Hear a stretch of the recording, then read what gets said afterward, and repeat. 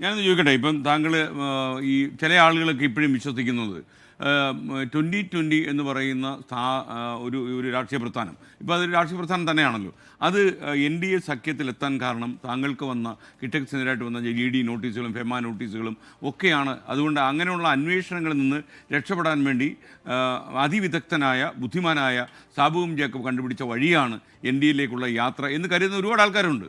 അവരോട് താങ്കൾ എന്ത് പറയും? ഇതിൽ നമുക്കൊരു വ്യവസായം എന്ന് പറയുമ്പോൾ നമുക്കറിയാം, നമ്മൾ വിവിധ ഏജൻസികളുടെ കീഴിലാണ് നമ്മൾ ഫങ്ഷൻ ചെയ്യുന്നത്. അതിൽ ഇൻകം ടാക്സ് ഡിപ്പാർട്ട്മെൻ്റ് ഉണ്ട്, പ്രൊവിഡൻറ്റ് ഫണ്ട് ഡിപ്പാർട്ട്മെൻ്റ് ഉണ്ട്, ഫാക്ടറീസ് ആൻഡ് ബോയിലേഴ്സ് ഉണ്ട്, പഞ്ചായത്തുണ്ട്, അങ്ങനെ വിവിധ ഡിപ്പാർട്ട്മെൻ്റ് ഉണ്ട്. ഞങ്ങളെ സംബന്ധിച്ച് ഞങ്ങൾ ഈ ഞങ്ങൾ 100% എക്സ്പോർട്ട് ഓറിയൻറ്റഡാണ്. എക്സ്പോർട്ട് ഓറിയൻറ്റഡ് എന്ന് പറഞ്ഞാൽ ഫോറിൻ എക്സ്ചേഞ്ചിൻ്റെ വിനിമയം ഞങ്ങൾ വഴി നടക്കുന്നുണ്ട്. അപ്പോൾ തീർച്ചയായിട്ടും അത് മോണിറ്റർ ചെയ്യുന്ന ഒരു ഏജൻസി എന്ന് പറയുന്നത് എൻഫോഴ്സ്മെൻറ്റ് ഡിപ്പാർട്ട്മെൻറ്റാണ്. അതായത് വിദേശ നാണ്യങ്ങളെ നിയന്ത്രിക്കുന്ന ഒരു ഏജൻസി.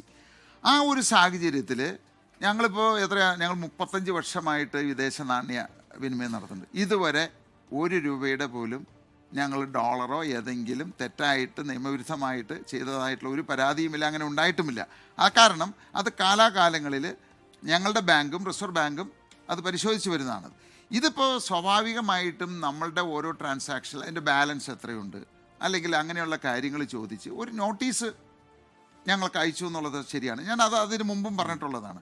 അതിൽ കവിന് യാതൊന്നുമില്ല. അത് എനിക്ക് മാത്രമല്ല, ബിസിനസ്സിൽ ഒരു സംശുദ്ധി പാലിക്കാൻ താങ്കൾക്ക് ഇത്ര കാലവും കഴിഞ്ഞിട്ടുണ്ടോ? ഇതിൽ അവിടെയാണ് കിറ്റക്സിൻ്റെയും ഈ പറയുന്ന ഞങ്ങളുടെ വ്യവസായ സ്ഥാപനങ്ങളുടെയും വ്യത്യസ്തത. ഞങ്ങളെ സംബന്ധിച്ച് ഇന്ന് ഇന്ത്യയിൽ അതായത് നിയമം 100% അക്ഷരം പ്രതി പാലിക്കുന്ന ഒരു പ്രസ്ഥാനമാണ് ഈ കിറ്റക്സ് ഞങ്ങളുടെ വ്യവസായ സ്ഥാപനം. അതുകൊണ്ട് തന്നെയാണല്ലോ പുള്ളി 1 മാസം 12 പ്രാവശ്യം ഈ കേരളത്തിലുള്ള എല്ലാ ഡിപ്പാർട്ട്മെന്റുകളും എല്ലാ ഏജൻസികളും, അതായത് മൃഗസംരക്ഷണ വകുപ്പ് ഒഴിച്ച് പെരിയാർ വാലിക്കാർ ഒരു ഫാക്ടറിയിൽ എന്താ അവർക്ക് കാര്യം, അവര് വരെ കയറി. നിങ്ങളുടെ സ്ഥാപനത്തിൽ മലിനീകരണം നടക്കുന്ന പറയുന്നത് അല്ല, അതൊക്കെ പരിശോധിച്ചല്ലോ. അപ്പൊ ഞങ്ങൾക്കൊരു ഗുണമുണ്ടായത് ശ്രീനിജൻ കാരണം ഈ പറയുന്ന ആരോപണങ്ങളിൽ ഒന്നും കഴമ്പില്ല എന്ന് പുള്ളി തന്നെ പരിശോധിച്ച് സർട്ടിഫൈ ചെയ്തു. കാരണം ഈ 12 പരിശോധനകൾ, ഓരോ പരിശോധനകളിലും 80ഉം 100ഉം ആളുകളാണ് വരുന്നത്, 30ഉം 40ഉം വണ്ടികളിലാണ് വരുന്നത്.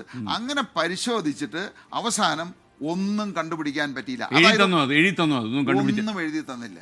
ഒരു ചെറിയ മിസ്റ്റേക്ക്, ഒരു ചെറിയ വയലേഷൻ, ഒരു മൈനർ അവർ പൂട്ടി അടച്ച് സീൽ ചെയ്തേനെ. അപ്പൊ എനിക്ക് ഉണ്ടായൊരു ഏറ്റവും വലിയ, അതായത് ശ്രീനിജനും ഇടതു സർക്കാരും എനിക്ക് ചെയ്തു തന്നൊരു ഗുണം എന്താണെന്നറിയോ? വർഷങ്ങളായിട്ട് രാഷ്ട്രീയക്കാർ ഇതെന്തോ ഞങ്ങൾ നിയമങ്ങളെല്ലാം ലംഘിച്ച് നടന്ന ഒരു പ്രസ്ഥാനമാണെന്ന് ഉള്ളത് മാറ്റി ഒരു ക്ലീൻ സർട്ടിഫിക്കറ്റ് ഞങ്ങൾക്ക് ഇവർ തന്നു.